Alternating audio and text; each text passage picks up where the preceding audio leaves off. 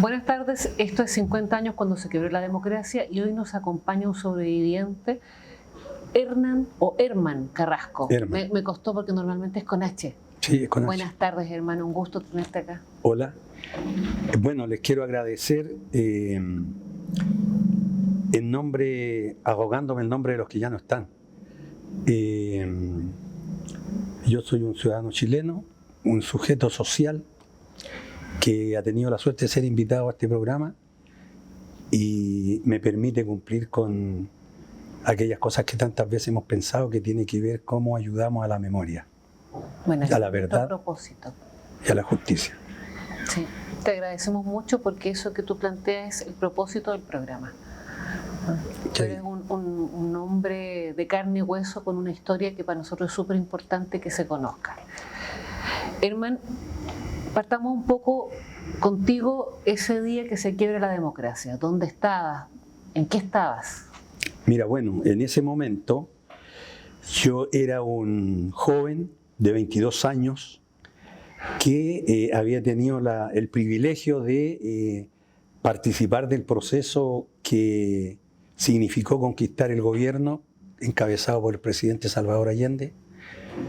Tuve el privilegio de ser un joven de una población modesta, humilde, y me eduqué con mucho esfuerzo de mis padres y también con aporte del Estado.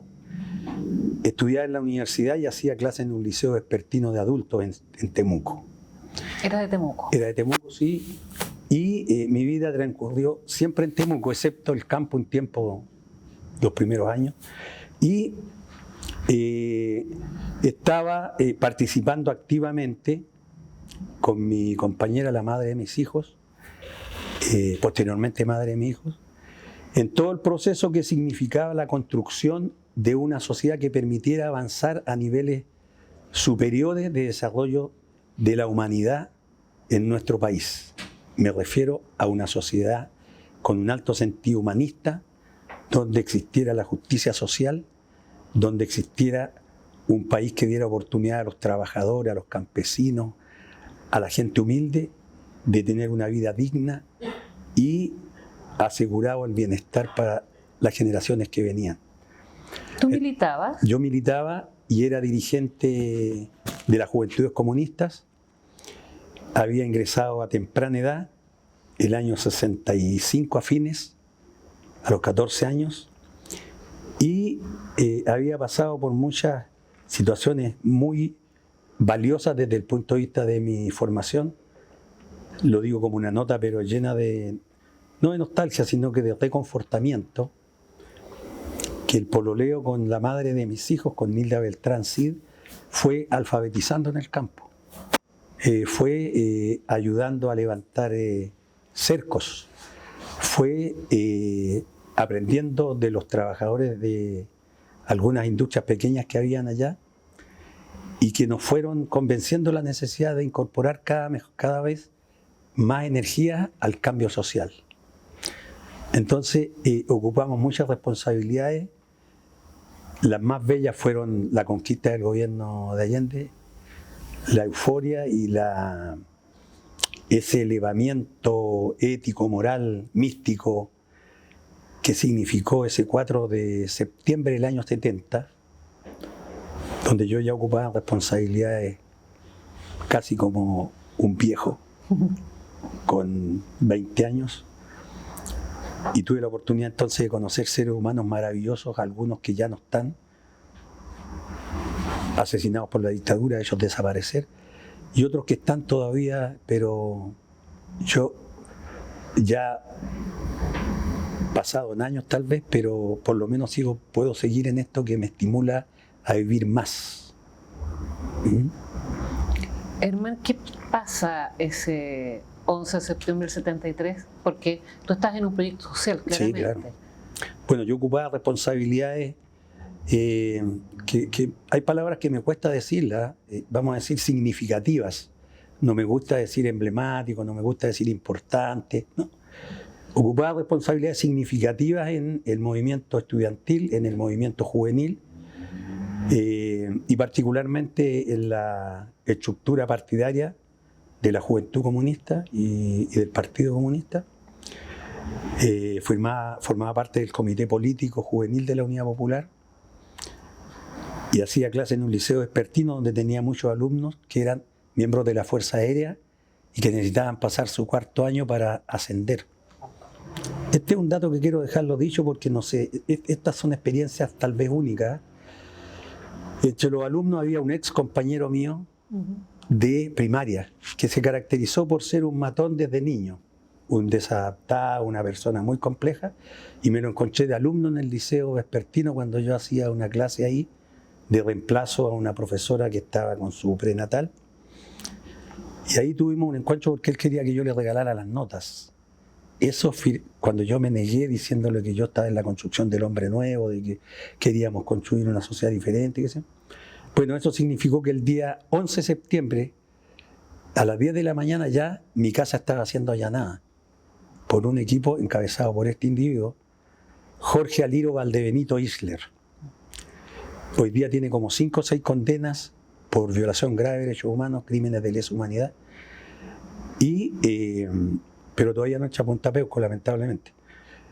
Tiene mi misma edad. Y esta gente allana mi casa, yo me percato, porque voy a ver mi casa y me doy cuenta que está sucediendo eso, y me voy a casa de mis padres a despedir, entendiendo que se producía este golpe que por lo que uno había leído iba a ser cruento, iba a ser sangriento.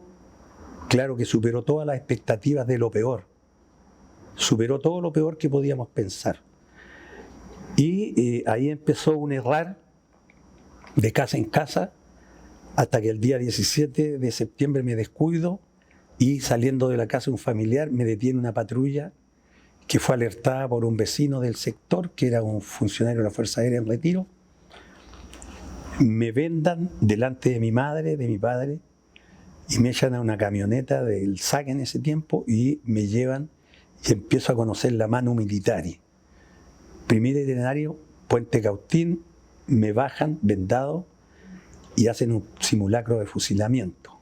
Tú tenías como 17, pues. Tenía 22 años. Ah, 22. 22 años. No, ya era un viejo comunista. Y bueno, ahí intercede por mí. Bueno, en la Fuerza Aérea me dan todo el tratamiento que ustedes se pueden imaginar. No soy dado a narrar las torturas. Pienso que hay varias cosas que me han ayudado a mantenerme relativamente sano mentalmente.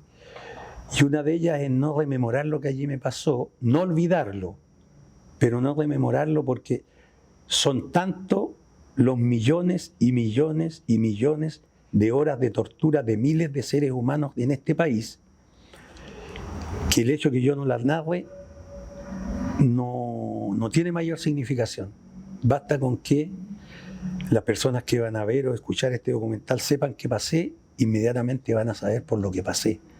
No creo que haya habido algún preso político que no haya sido torturado, unos más, otros menos, pero todos fuimos torturados. Por lo tanto, conocí yo el proceso allí en la Fuerza Aérea. ¿En qué recinto estabas? En la base aérea 3, cuyo base, eso se llama Grupo Aéreo número 3 de helicópteros, instalado en la base aérea Maquehue, en la parte sur del río Cautín. ¿Ya? Y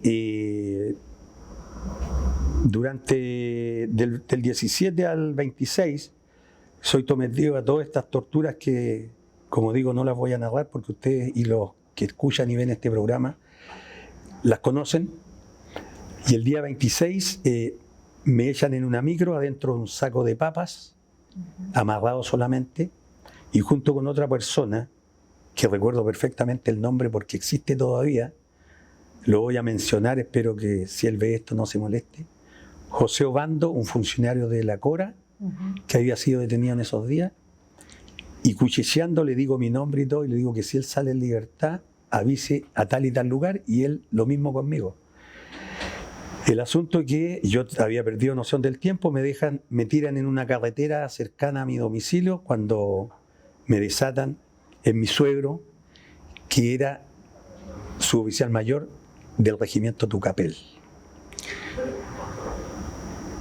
Ahí estuve en un proceso de recuperación, qué sé yo. Sucedieron bastantes acontecimientos en el intertanto, como una nueva citación de investigaciones. Yo me mantenía en mis dichos, qué sé yo, había un desorden en la información seguramente, hasta que el día 4 de noviembre de ese mismo año soy detenido por un dúo siniestro de funcionarios de civil de Carabineros, Juan Fritsch y Orlando Burgos de Llán. Y soy llevado a la segunda comisaría de Temuco, donde estoy en un listado que me leen. Yo naturalmente reconozco dos personas, que eran dos profesores del liceo, Raúl Buchholzer e Iván Liberich, en esa lista. Y al día siguiente, en la mañana, nos llevan al regimiento, y ahí sí que empieza el verdadero... O sea, lo que pasé en la Fuerza Aérea fue terrible. Lo que pasamos allí fue horrible. Pero lo del regimiento es indescriptible. Pero hay una cosa que quiero decir, que no es contradictorio con lo que dije de no hablar de tortura. Nos dimos cuenta que estábamos en manos de psicópatas que pretendían también que nos transformáramos en guiñapos sexuales.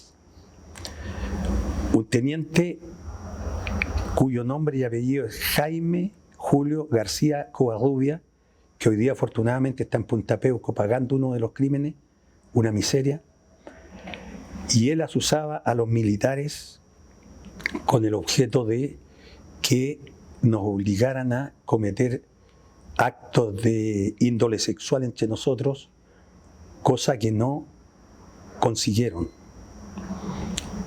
Yo no soy ningún héroe. Las circunstancias me pusieron entre un grupo humano de una calidad humana indescriptible. Allí esta gente nos dejaron juntos, y como al cuarto o quinto día de tortura nos llevaron a un gimnasio donde nos torturaron a cara descubierta y desnudos.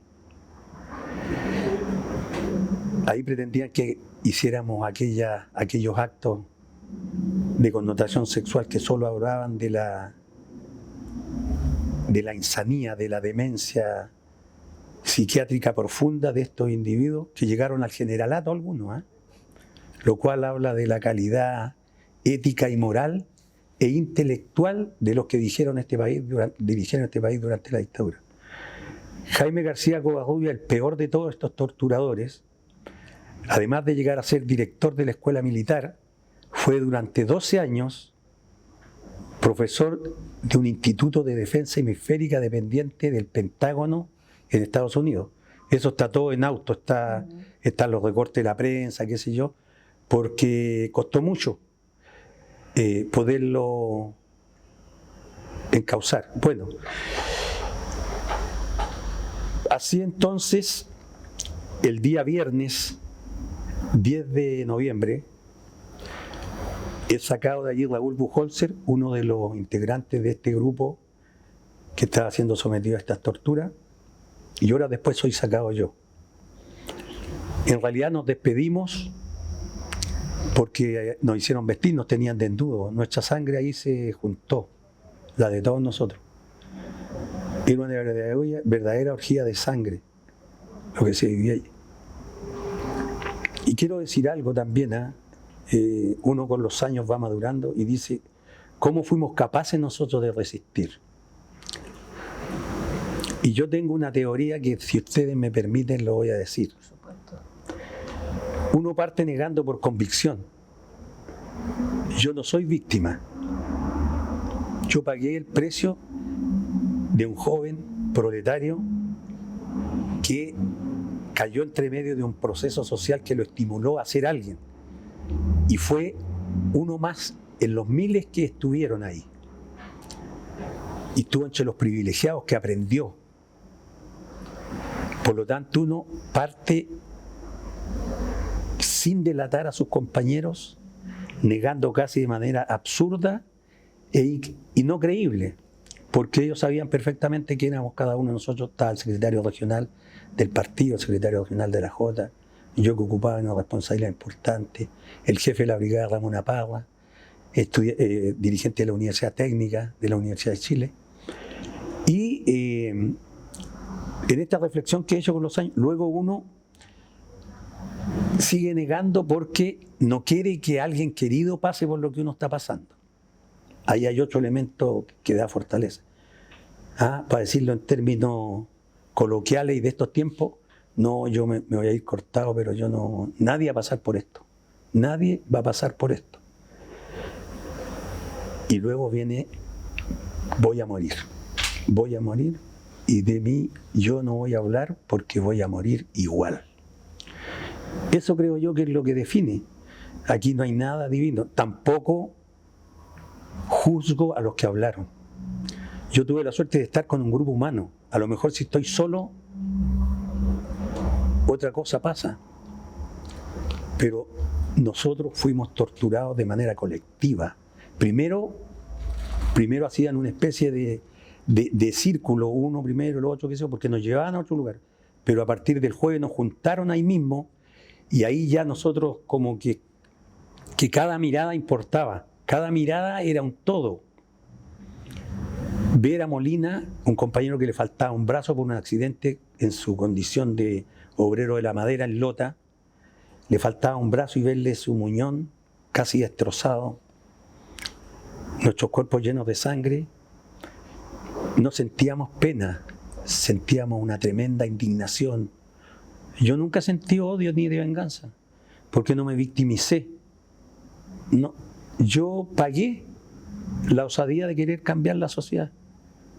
Y como sigo en lo mismo, a lo mejor estoy más porfiado que antes. Pero yo creo que esa es una cosa importante de destacar. Ayuda mucho al mejor vivir, a ser capaz de mirar todo de manera directa. Bueno, yo después me quedé en el país, fui dejado en libertad a fines del 75, casi a 2 años de la masacre de mis compañeros. Voy a volver atrás para no perder el hilo. Aprovechemos ese punto, Herman, y vamos a ir a una pausa ahora y seguimos con este relato. Perfecto. Desde aquí, desde el estamento que dirigía este regimiento, se planificó fríamente la muerte de mis compañeros. Situación que hoy día está siendo investigada por un ministro que esperamos que lleve a la justicia a los criminales. Porque hoy solamente hay uno que está siendo procesado, que es el ex brigadier Manuel Vázquez Chaguán, que llegó a la parte más alta de la cúspide de la DINA junto con otros oficiales de este mismo regimiento. Por lo que mi mamá alcanzó a divisar su rostro, él era uno de los que andaba vestido de milico para señalar a todos los que detuvieron en ese tiempo allá en mi pueblo, que es vecino de nosotros, que vivía ahí a menos de 100 metros de nosotros, que los hijos de ellos jugaban con los hijos de nosotros. El Estado, tengo entendido yo, que le pagó a él su silencio con fondos. Como nosotros éramos todos chiquititos y el miedo que nos provocó de que estos hombres entraran con armas grandes, apuntándonos a todos ahí, revisaban las habitaciones con linterna y ahí preguntaron por mi tío y esa fue la última vez que lo vimos y de ahí en adelante empezó el calvario y el sufrimiento de mi mamá, de mi abuela. Déjalo, mamita, le dije yo, no andemos mal así, porque ya no lo vamos a encontrar ellos. ¿A dónde se fueron? ¿Cree que están en la cárcel puede estar, hija? No, la cárcel no está mi hermano. Mi hermano inmediatamente que lo unieron, lo mataron mi hermano. Como éramos mapuches y tenían que terminar, lo vamos a matar a todos los indios, todos los mapuches, los vamos a matar. No, que no haya ninguno, vamos a limpiar el país. No va a haber más ladrones, ni borrachos, ni una cosa. Y estaba lleno de carabineros la comisaría. En ese entonces, cuando me sacaron a mí en la noche, yo no vi porque el carro iba lleno de presos. Yo lo único que pensé nomás que yo moría. Moría con mi hija. De verdad, esa gente que dice que deberíamos olvidarnos, ellos deberían saber que una tortura significa quebrarle los brazos a una persona, romperle los pies, los talones con las bayonetas, romperle el cráneo a una persona. Eso es tortura. Así murió mi hermano. Cuando reclamé su cuerpo para enterrarlo, entonces tampoco, como me dijo Alfonso Podles, el fiscal, un perro asesino y cobarde también, que los enemigos de la patria no tenían derecho a una tumba. Y es la situación hasta el día de hoy.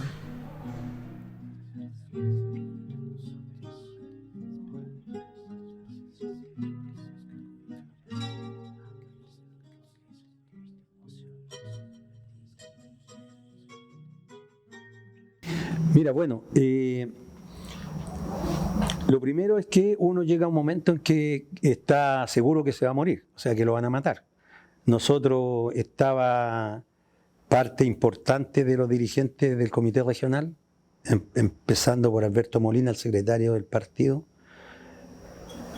Juan Antonio Chávez, el secretario de la Juventud Comunista Regional y expresidente de la Universidad Técnica, y otros dirigentes estudiantiles de la Chile. Yo era dirigente en la Universidad de Chile, había sido dirigente en la enseñanza media y en el liceo también, antes. Y la sorpresa es que el día viernes en la tarde, a últimas horas de la tarde, así antes de oscurecerse seguramente, ya no nos tenían vendados en el gimnasio ese. Y nos tenían desnudos, sí, custodiados como por 8 o 9 militares tan aterrados como nosotros, con criptos que habían sido llevados de otras ciudades y que estaban tan aterrados como nosotros, porque no eran del grupo de torturadores, ellos eran los que nos tenían custodiados ahí. Llega un suboficial que sabíamos que era del Servicio de Inteligencia Militar, Orlando Moreno Vázquez, y dice: Raúl Buchholzer Matamala, ponte la ropa. El profesor Buchholzer se pone la ropa, nos despedimos pensando que era el primero que mataban. Pasan algunos minutos, 10, 15, 20 minutos, no tengo idea, no me acuerdo. Herman Carrasco, ponte la ropa. De nuevo, así que yo me despedí de mis compañeros. Pensaban igual, lo mismo. Y nos echan en una camioneta 3/4 del regimiento y nos llevan a la cárcel pública. Yo en la cárcel pública nos aíslan, nos ponen en celdas de aislamiento. Y yo esa noche siento estruendo, tiros de mortero, fusilería, se escucha en el silencio de la noche. Pero uno está acostumbrado a estos simulacros, los militares, que son. Bueno, lo concreto es que pasan los días y cuando tengo la primera visita me informan de que mis compañeros habían sido asesinados. Fuimos acusados de intentar asaltar el regimiento, el Polvorín. Ahí tengo yo material que tú lo viste a lo mejor. Y hacen conferencias de prensa, qué sé yo, por lo que después uno, a los meses tuve acceso a un diario viejo que me hicieron llegar los familiares, qué sé yo, y uno se termina enterando de pormenores de cómo fue el montaje. Después, en función de la investigación que hemos podido hacer, la suerte nuestra estaba ya echada porque el diario Austral, y aquí viene lo siniestro, y por eso lo recalco, el diario Austral cerraba la edición a las 9 de la noche. Había un censor que era un oficial de la Fuerza Aérea, cuyo nombre también está en el expediente, y por lo tanto el titular que salió al otro día se hizo antes que mataran a mis compañeros. El titular fue recepcionado antes de las 9 de la noche. Y este funcionario de la Fuerza Aérea, torpemente en un interrogatorio de la Brigada de Derechos Humanos, la pedí, lo hacen narrar esa situación. Dicen, no, eso cerraba a las 9 de la noche, no, todo lo que llegaba después no salía ese día. A ese nivel de maquinación criminal llegaba esta gente, ¿ya? Bueno, yo permanezco prácticamente 2 años detenido en la cárcel en Temuco y se me informa un día en la tarde, a las 2 de la tarde, que me iba en libertad, y lo cual causó mucha sospecha, yo no creí. Y ya cuando se plasmó en que me llaman y me dicen que prepare mis cosas, me produjo mucha preocupación porque por el lado de mi compañera, mi suegro me había mandado a decir que había logrado salvarme la vida con el compromiso que mientras existiera la dictadura yo iba a estar preso, porque era un testigo vivo de que mis compañeros estábamos torturados, etcétera, etcétera. Por lo tanto, cuando soy dejado en libertad, compañeros, familiares y amigos me sacan clandestinamente de Temuco y me quedo en Santiago. Y me quedo por accidente. No me quedé de valiente, me quedé de accidente. Porque cuando yo llego a Santiago, la racia, la mortandad, la desaparición de personas era tan brutal que no tenía amistades donde irme. Y por medida de seguridad tuve que cortar también con las personas que me recibieron. Y terminé por un periodo corto viviendo en los hoyos del metro. Y en un momento de mucha, ya famélico desde el punto de vista orgánico, me fui a la Confederación de la Construcción a pedir ayuda. Y allí me encontré con un compañero conocido, me llevó a la casa, a una sala donde había una reunión de trabajadores de la construcción. Y esto lo cuento porque es importante rescatar la solidaridad del pueblo, de la gente humilde, de los sencillos. Habían aproximadamente 16 personas reunidas y él contó mi caso, dijo, se trata de un profesor, un compañero perseguido, qué sé yo, ¿quién se lo puede llevar?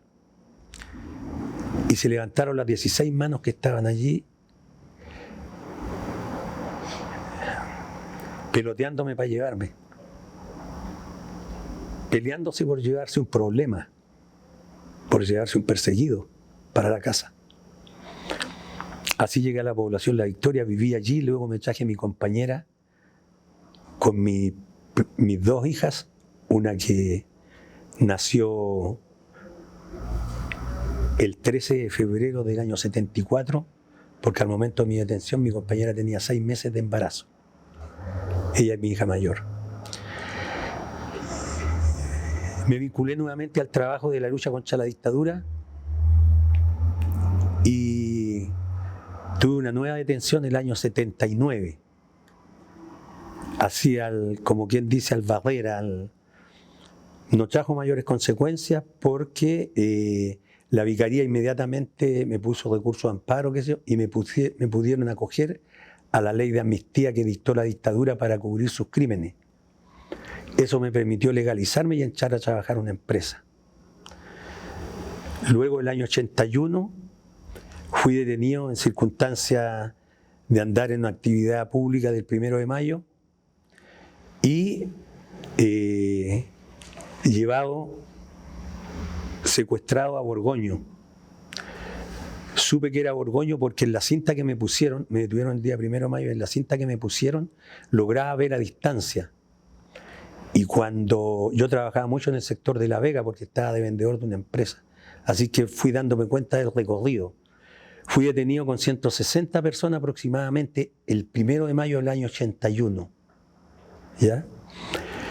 Y por un hecho circunstancial, porque yo con eso, con los antecedentes y todo, además que adentro se me recordó mi pasado, daba por hecho de que yo iba a desaparecer en esa circunstancia. No había nadie que me sindicara de nada, así que nuevamente pude escabullir el interrogatorio señalando que yo no tenía nada que ver, no estaba metido, trabajaba de vendedor, qué sé yo, todo eso, para ser relegado a Curaco de Vélez, cuestión que al final no se cumplió, pero apareció en la prensa y todo eso como relegado a Curaco de Vélez. Y estuve nuevamente unos años sin vincularme al trabajo de la lucha contra la dictadura y luego me incorporé a organizaciones de derechos humanos. Participé durante muchos años en el Centro de Investigación y Promoción de los Derechos Humanos en Temuco y siempre vinculado al trabajo en organizaciones sociales. Hemos estado en todas las iniciativas, no en todas, pero muchas de las iniciativas por el cambio de la Constitución, el término del sistema neoliberal, etcétera, etcétera. Y hoy día estamos en el movimiento No Más AFP, habiendo pasado por varias organizaciones que buscan la democratización del país y una vía diferente de desarrollo para el bienestar del pueblo. Bueno, en la medida que pasaban los días en la cárcel, yo me percataba que había mucha gente que iba saliendo al exilio. Compañeros que eran pasados a consejo de guerra, le hacían, se los cambiaban por extrañamiento, entonces se iban, qué sé yo, a algún país de Europa, qué sé yo. Y yo nunca soñé en irme porque yo daba por hecho que mientras existiera la dictadura iba a estar ahí. De hecho, aprendí a hacer zapatos, aprendí a hacer pequeños muebles, lámparas bonitas, tallados, qué sé yo. Y estaba resignado a vivir ahí. Había leído bastante sobre prisión política y tortura de la historia de la ocupación nazi, del fascismo italiano y de la guerra civil española, y por lo tanto tenía una especie de apetrechamiento anímico, ¿ya?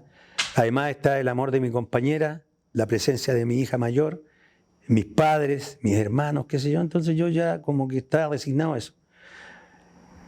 Pero soñaba que alguna vez algo había que hacer para contar la verdad, pero no sabía cómo. Yo estudié pedagogía en castellano en la Chile. Al momento golpe era estudiante ahí.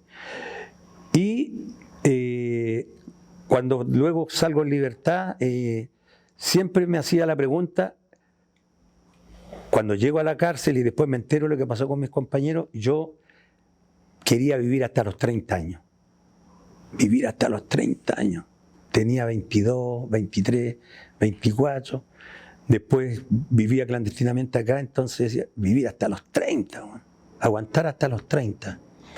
Y bueno, y aquí estoy con 72. Ahora voy a la respuesta directa. Siempre pensando en cómo reivindicar. Hicimos una querella contra los responsables, incluido una de las querellas contra Pinochet, la número 52. Tengo el privilegio de haber participado de aquella querella, que fue investigada por el ministro Juan Guzmán. Y en este andar, siempre esto de escribir, pero yo he descubierto con los años que tengo una tranca psiquiátrica grave para escribir. No soy capaz. Llego a la 7ª carilla y ahí me empiezo a dar vueltas y se me complica el naipe seriamente. No es que rompan llanto ni nada, sino que me voy quedando en blanco. Algo me niega la posibilidad de escribir. Me niega. Y en un momento determinado dije, pucha, yo tengo un buen trabajo, tengo un buen pasar. Yo estaba metido siempre en la lucha social, qué sé yo, y me empezó a dar vuelta el bicho de hacer un documental sobre el caso Polvorín, exclusivamente eso. Y consulté con algunos documentalistas, qué sé yo, y no estaba al alcance económico para hacerlo.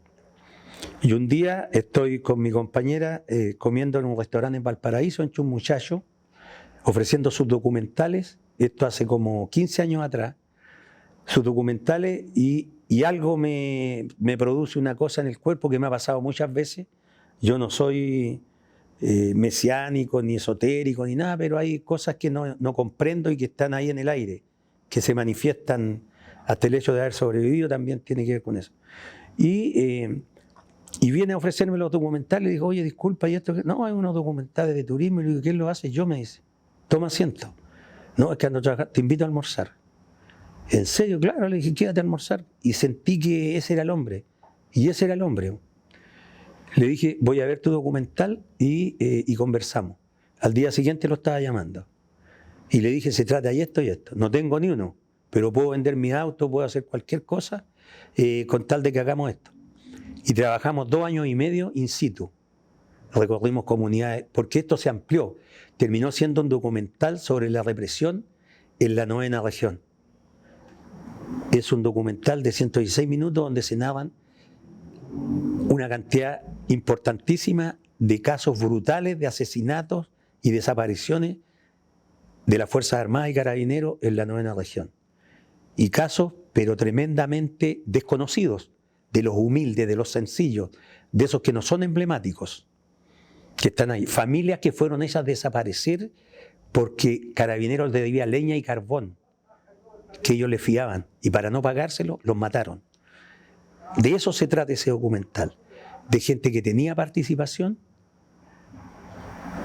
y gente que no tenía ninguna participación, pero la bajeza humana representada por la prepotencia y la criminalidad de las Fuerzas Armadas y Carabineros se manifiestan hasta en esas cosas que te estoy diciendo.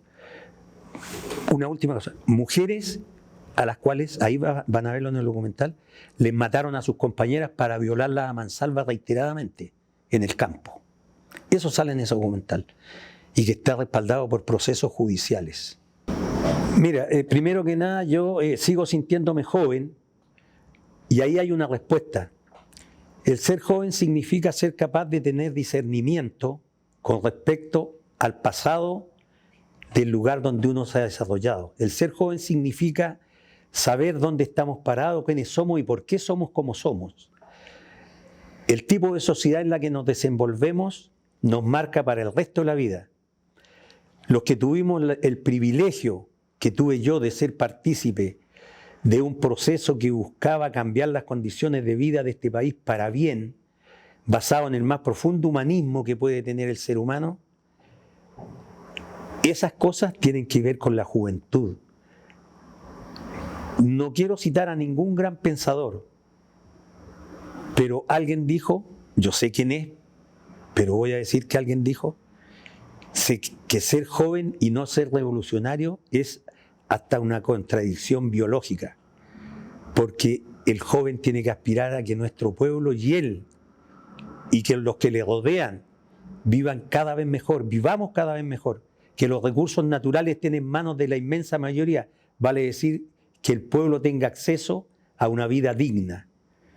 Y lo otro es que la única forma de mirar hacia el futuro, con posibilidad de desarrollarse en lo personal y en lo colectivo, es mirando lo que hemos construido como sociedad, lo que hemos caminado, y eso nos va a permitir apuntar hacia dónde queremos caminar.